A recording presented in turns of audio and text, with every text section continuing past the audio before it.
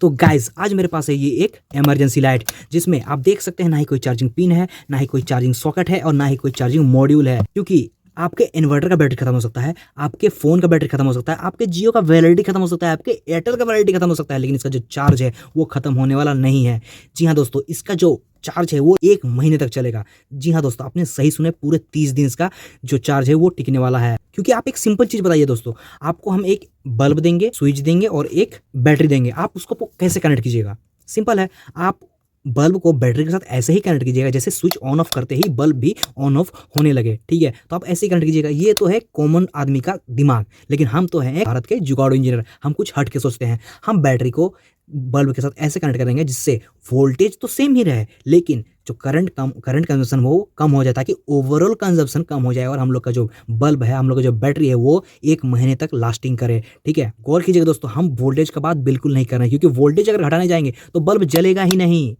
लेकिन हम बात कर रहे हैं करंट की। करंट को हम कम कर ही सकते हैं ताकि कंजप्शन कम हो और हम लोग का जो चार्ज है वो ज़्यादा दिन तक टिके। ठीक है, और ये तो है मेरा दावा। अब चलिए इसको हम करके दिखाते हैं। चलिए शुरू करते हैं आज का वीडियो। तो गाइस, इमरजेंसी लाइट बनाने से पहले आप सभी से हम एक क्वेश्चन पूछना चाहते हैं। ऐसा कौन सा कंपोनेंट है जो करंट को लिमिट करता है? सिर्फ करंट को लिमिट करता है, वोल्टेज जितना है उतना ही पास होने दे देता है, लेकिन करंट को लिमिट करता है। सोचिए, नहीं तो आपको वीडियो के एंड तक पता चल ही जाएगा। तो चलिए शुरू करते हैं आज का वीडियो। तो गाइस, सबसे पहले चाहिए आपको एक एलईडी, इसीलिए आपको चूज़ करना पड़ेगा एक परफेक्ट एलईडी। हम चूज़ किए हैं इस एलईडी को क्योंकि इसका जो लाइट है वो कम पावर में काफ़ी ज़्यादा है। कुल मिलाकर बात ये है कि इसका जो इफिशिएंसी है वो कंपैरेटिवली ज़्यादा है। बात करते हैं इसका रेटिंग की। इसका रेटिंग 3 वोल्ट पे 20 मिली एम्पर से 5 वोल्ट पे 1500 मिली एम्पर तक है। आप इस दोनों के रेटिंग के बीच वाला कोई भी एलईडी यूज़ कर सकते हैं। तो गाइस, एलईडी और बाकी सब कंपोनेंट को फिट करने के लिए हम यूज़ कर रहे हैं इस स्विच बोर्ड की, क्योंकि हम लोग को चाहिए एक परमानेंट सॉल्यूशन, टेम्पररी सॉल्यूशन नहीं। और ये स्विच बोर्ड काफ़ी ड्यूरेबल भी है और कॉस्ट इफेक्टिव भी, क्योंकि ये हमको लोकल मार्केट में मिल गया था 30 रुपीज़ में। तो चलिए एलईडी को इसमें फिट करते हैं स्क्रू की मदद से। इसमें हम लोग ग्लू गन का यूज़ नहीं कर सकते हैं, क्योंकि ग्लू गन का यूज़ करेंगे तो एलईडी जब जलेगा तो ये गर्म होगा एलईडी, और एलईडी गर्म होते ही ग्लू गन के पेस्ट को ये पिघला देगा, जिसकी वजह से एलईडी खुल जाएगा। तो चलिए इसमें स्क्रू लगाते हैं, और स्क्रू लगाने के लिए हम लोग को इसके नाप, एलईडी के नाप वाला होल करना पड़ेगा। तो चलिए इसका नाप ले लेते हैं।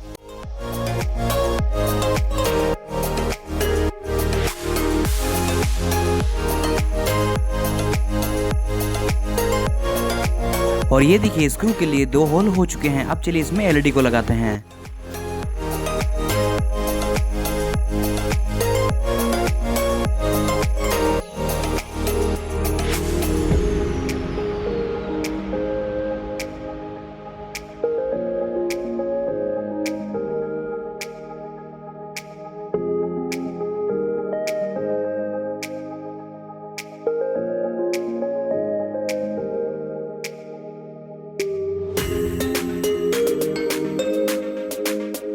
और ये देखिएगा, मैंने एलईडी को स्विच बोर्ड में स्क्रू की मदद से फिक्स कर दिया है। अब चलिए स्विच बोर्ड के ढक्कन को खोल देते हैं स्क्रू ड्राइवर की मदद से।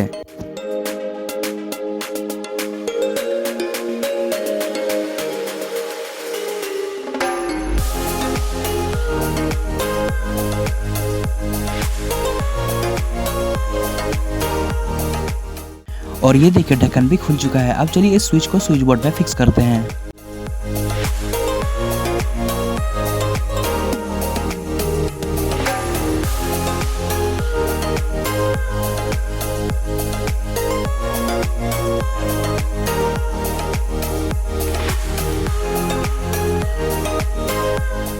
और ये देखिए, ये स्विच फिक्स भी हो गया। अब चलिए बनाते हैं सर्किट को। सर्किट को बनाने से पहले आपको एलईडी का टर्मिनल्स को समझना पड़ेगा। तो चलिए देखते हैं एलईडी का टर्मिनल्स को।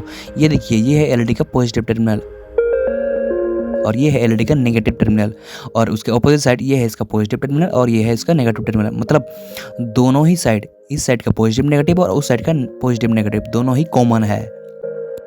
तो गाइस, अब बारी है उस चीज़ की जिसका आप सभी को इंतजार था। वो है BC547 का ट्रांजिस्टर, NPN ट्रांजिस्टर। और यही वो चीज़ है जो करंट में लिमिटेशन डालता है, सिर्फ लिमिटेड करंट को ही अलाउ करता है। आप देख सकते हैं इसका डाटा शीट, ये सिर्फ 100 मिली एम्पेयर को ही अलाउ करता है। और वोल्टेज रेंज तो आप देख ही सकते हैं 50 वोल्ट, जो काफ़ी है, क्योंकि हम लोग बस 5 वोल्ट ही यूज़ करने वाले हैं मैक्सिमम।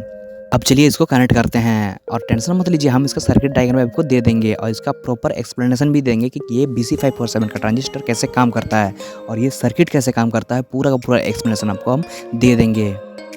अभी आप बस इसका कनेक्शन देखिए।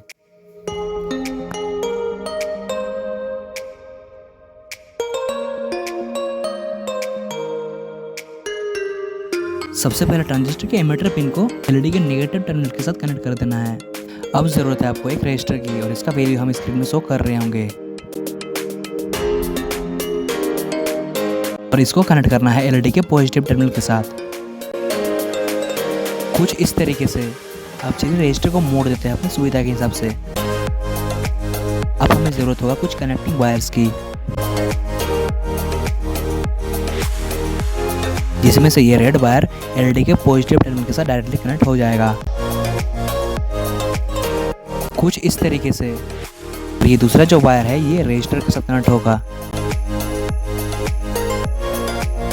जिसका और एक एंड स्विच के एक टर्मिनल से कनेक्ट होगा।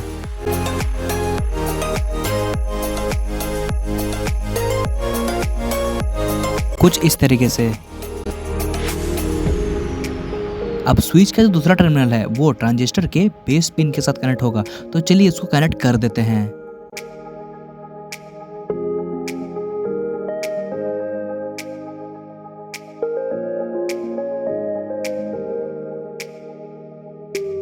तो चलिए ट्रांजिस्टर के कलेक्टर पिन से एक वायर निकाल लेते हैं जो कि होगा सर्किट का नेगेटिव टर्मिनल और इसका जो पॉजिटिव टर्मिनल है वो होगा ये रेड वायर। अब हमारे पास दो वायर है जो कि है इस सर्किट का नेगेटिव और पॉजिटिव टर्मिनल।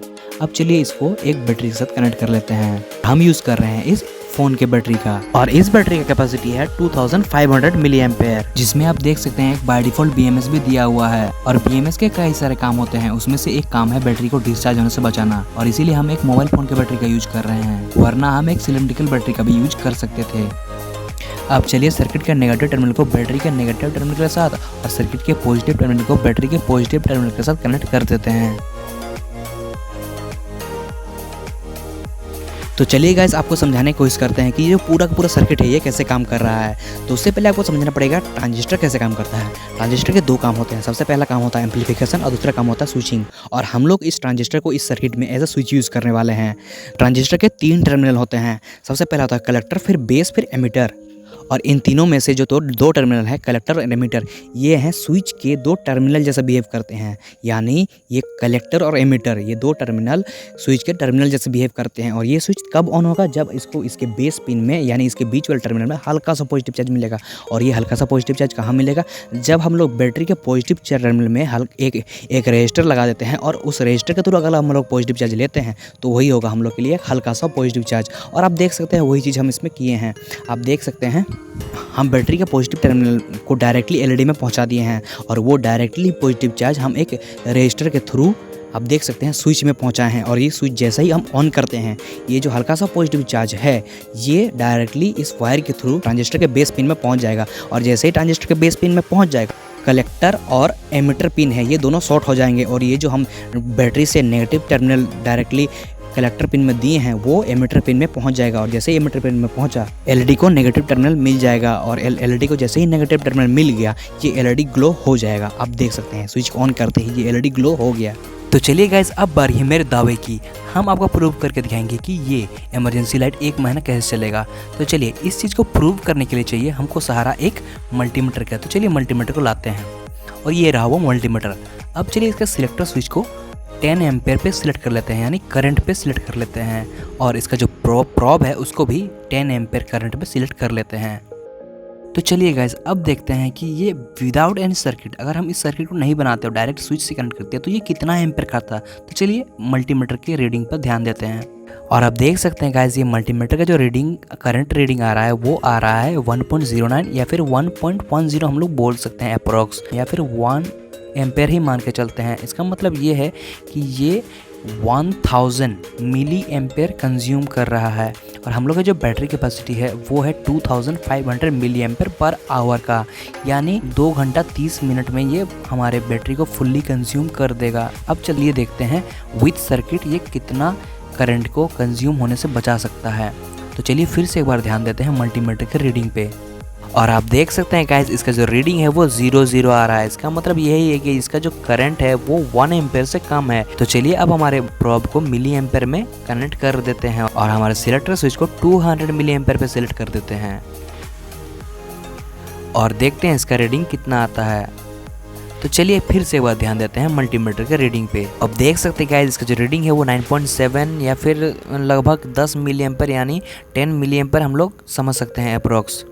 और अब हमको पूरा भरोसा हो गया है कि आपको इस सर्किट के महत्व का अंदाजा हो गया होगा।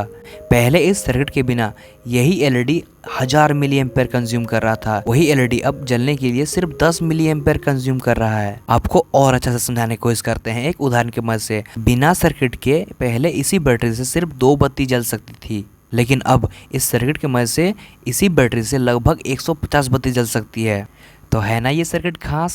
और इसी के साथ मैंने अपना फ़र्ज़ पूरा किया। अब आपका इतना फ़र्ज़ तो बनता ही है कि आप वीडियो को लाइक करके चैनल को सब्सक्राइब कर दें। तो मिलते हैं एक और नए शानदार वीडियो के साथ, तब तक के लिए take care and bye bye.